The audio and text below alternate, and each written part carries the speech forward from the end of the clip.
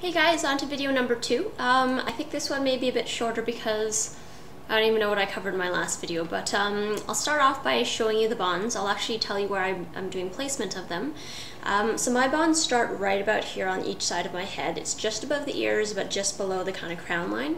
And the reason for me doing that is just because I backcomb my hair a lot, and I tend to do it at the crown and all over for body. So I need all of this room to tease and backcomb my hair. You really don't want to backcomb your hair with the bonds because you're just going to trash your bonds and you're going to trash your hair, and that's just not good for any of your hair. So I'll see if I can show you a section of the back of my hair of the bonds. You may not be able to see it in this lighting. Keep in mind though that a lot of people do tend to bring their bonds closer to the top of their head as long as you've got kind of some significant amount of hair covering it. The nice thing about Manemaxx bonds is because they're pretty undetectable. It doesn't really matter how high you place it up, especially for blonde hair. But I've got black roots and my extension hair is brown, so I've got, I think, the chestnut, the color of the Tem bond in, so it's a little bit noticeable, but it's not enough to be walking down the street, the wind blows in my hair, and someone's like, oh my gosh, he's got a weave. So anyways, I don't know if you guys can see this at all.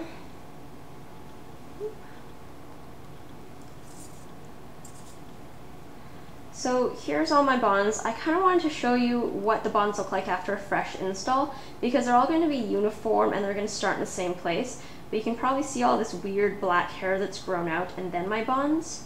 So I've got quite a few of them all the way through my head. I don't know how many rows I have, but they all go pretty much throughout the bottom. So this is all my hair and this is where my bonds start.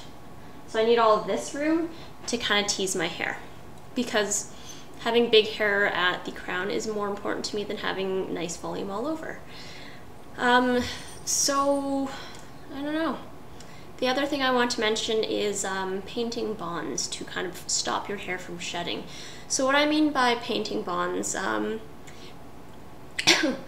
basically your extension hair, if you don't do it properly, you're going to have some exposed extension hair. So let's see if I can kind of demonstrate. So when you're doing your bonds here, and you've got your natural hair, you want to have more Tem bond right here at the very tip where you're actually placing it over, because that is going to ensure that all of the extension hair tip is covered. So when your hair is placed like this, if you've got exposed tips, it doesn't really matter, but the second that you put your hair up, your bond's going to turn upside down, and all these exposed little hairs from the extension, they're kind of poke at your scalp or your neck, and it's going to make it really uncomfortable and itchy. If you don't want to take them out completely, you just want to kind of alleviate that, the one thing you can do is paint bonds. And by that, I mean taking some of the Tem bond with like a paintbrush and just painting over top of the exposed hairs. So I'll demonstrate here. So just say this is your natural hair, and that is my natural hair. That's from the one that I yanked out. So this pointy part is the exposed extension hair. So all I do if I have that, instead of taking out the bond and then re-putting it back in, for me I just end up painting them. So like I said, you can use a paintbrush, but I just use another extension. I like to use kind of a thicker one, just because it already has Tem bond attached. You're going to have more Tem bond to play around with as it kind of melts and cools down. That probably doesn't make any sense to you, but it does to me.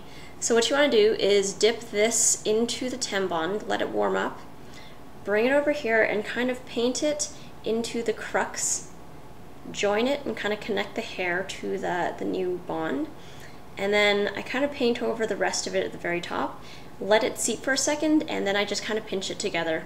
So I know for this method you're not supposed to pinch bonds together at all, but I mean, it's not a fresh bond, the rest of it is pretty much already seeped and it's secure. So it's just the top part. Once it has seeped a little bit, I pinch it and roll it anyways, and I've never really had any problems with bond loss that way.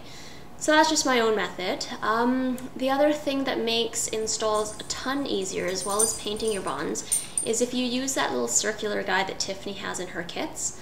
I think she includes it in all of them now. She never used to. I think it was a separate purchase of like just $12. I kind of made my own. I makeshifted one out of those page protectors that you can buy at like Walmart or Staples.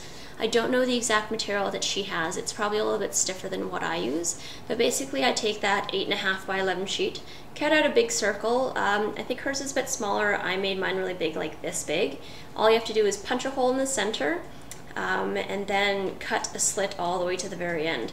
So what that basically does is when you're doing your install and you're sectioning it off, all you have to do is take that section of hair, kind of weave it through into that hole, put a clip on it, and that is going to section off your hair. So it's going to protect the rest of your hair from, I'm doing a lot of hand movements, I know.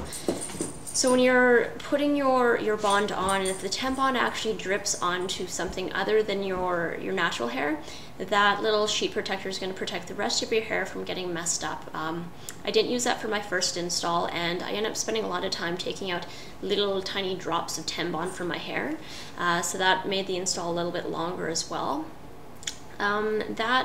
Yeah, I think that's a really great thing to use. So I don't know what to say to wrap this one up, so I'll just leave it saying that on to video number 3. That one's just going to cover some tips and tricks, or maybe just how I set up my bathroom, and then some before and after and during pictures, and all that good stuff to show length, style. Yeah, stay tuned.